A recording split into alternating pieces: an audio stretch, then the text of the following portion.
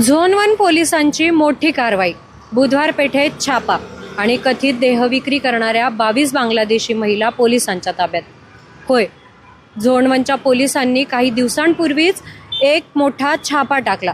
कारवाई दरम्यान 22 बांगलादेशी महिलांना ताब्यात घेण्यात आले.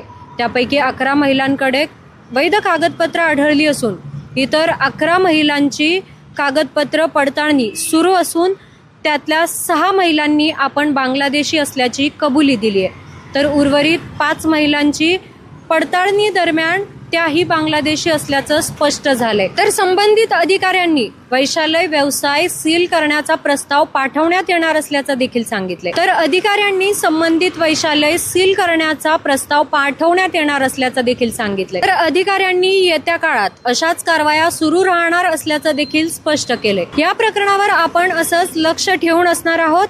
तोपर्यंत तुम्ही पाहत राहा न्यूज डॉट्स.